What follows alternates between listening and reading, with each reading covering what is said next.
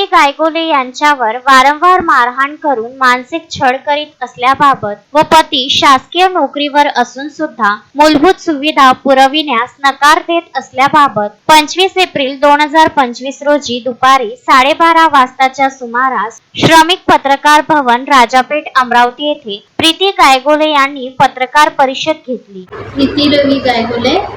माझ्यासोबत वारंवार विनयभंग करण्याचा प्रयत्न केलेला आहे माझ्या घरच्याच लोकांनी आणि लैंगिक छळसुद्धा सुरू आहे. मानसिक आणि शारीरिक त्रास देणे सुरू आहे आणि नवऱ्याने माझ्या न सांगता घरसुद्धा पण विकलेलं आहे आणि घरातून मला बेघर केलेलं आहे आणि मारपीट करून घरातून घासत माझे कपडे वगैरे सगळं फाडफूड केलेले आहे